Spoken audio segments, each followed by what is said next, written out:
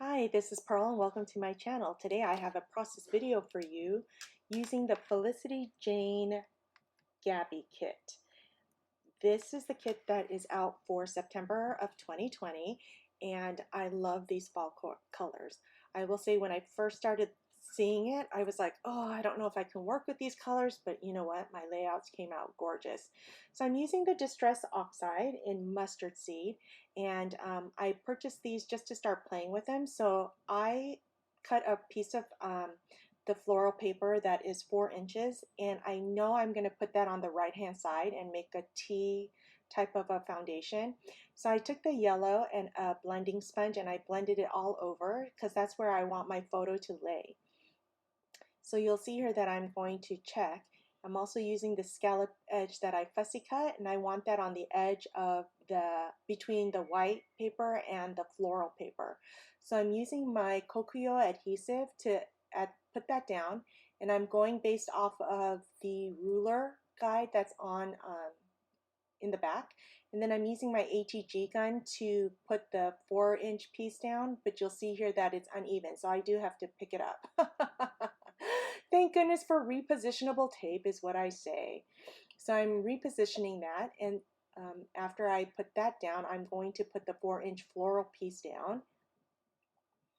And after I do that, I'm going to sew, and I like to add some texture to my layout. So I'm going to sew just a straight line on top of the floral piece, like I'm sewing on top of the scalloped edge.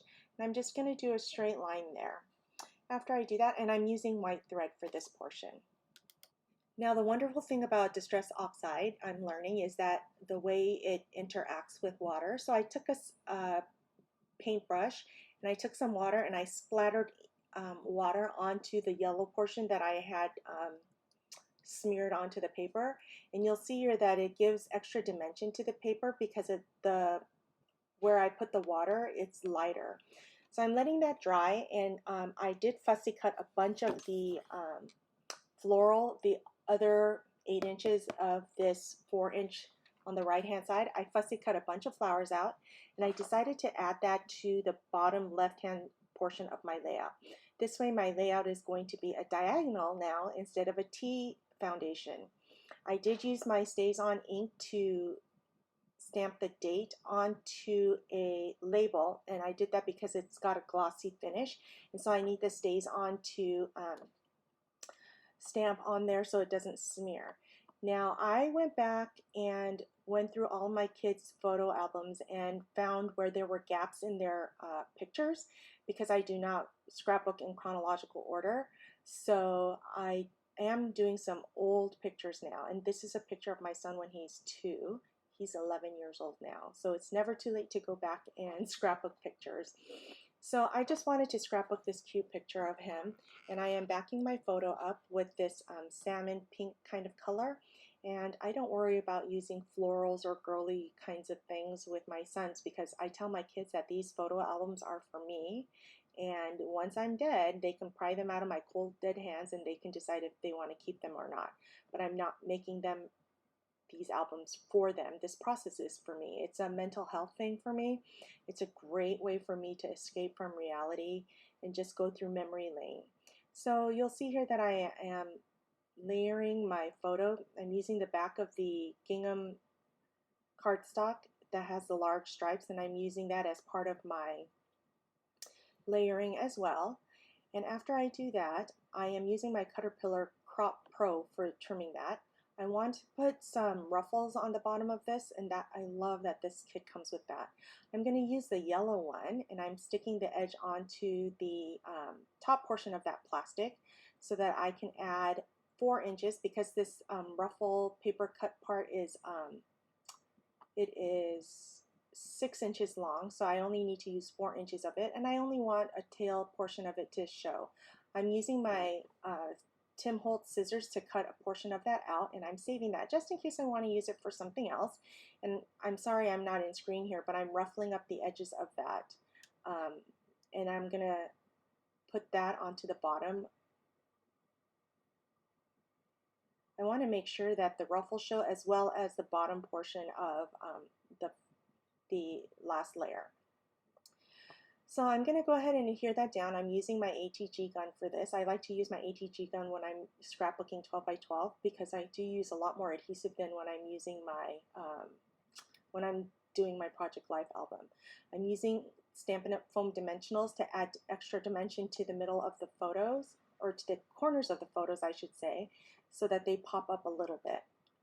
After that, I'm trying to decide what else to do. So I go through my die cuts and I'm going to add, I'm actually adding foam dimensionals to the date, and I'm going to put that into the bottom left-hand corner of my layout. I'm also going to go through die cuts and whatnot because the floral pieces that I cut were too big to use in this layout. So I'm going to take a little branch that comes in this die cut piece, and I'm going to put that to the bottom left-hand corner of the photo. I'm going to put a banner that says "You are stronger than you think," and I'm putting foam dots on this so I can have it raised, and I'm putting that to the top right-hand corner of the layout so it becomes a diagonal layout. Also, next I'm going to put the branch with the yellow flowers there, and I'm going to tuck that in to make it a portion of, embellishment cluster right there. And I'm going to use foam dots for this portion as well, and I'm only having it go under one layer of the layers that I have with my photos.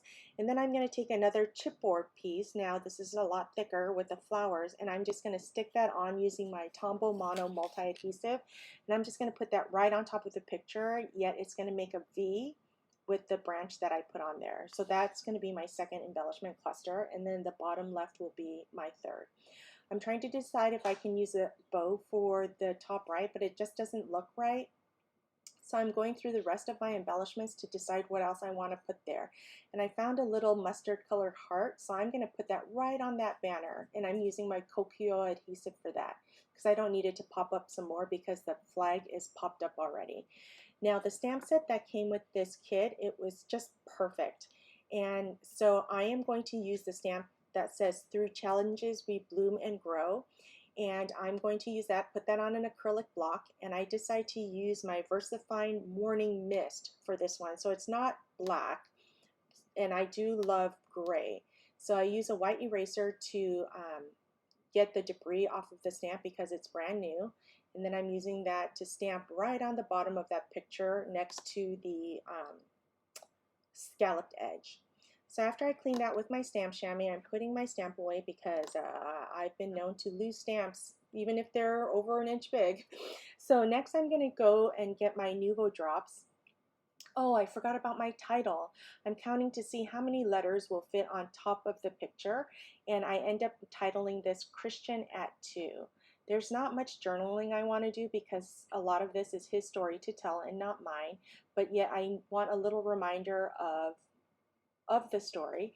And if I did want to do some journaling, I would do some private journaling and hide that somewhere. But I'm not going to do that because I've written the story in my own journal. So I'm using the scissors to get the eyes because these are tiny alphas. I love that. I wish they came in other colors like white. Jenna, if you're listening, white puffy stickers like this would be great. So now I'm using the Nuvo drops. This is the vintage drops, and I'm using the color Dusty Rose, and I'm going to put that into the 3 dots in the 3 embellishment clusters, and then I call my layout done. This is a photo of my son at 2. Isn't he cute? He looks so different now. Well, thank you so much for joining me. If you enjoyed this type of video, don't forget to give me a thumbs up, subscribe, hit that notification bell so you know when I'm going to be uploading again, and I'll see you next time.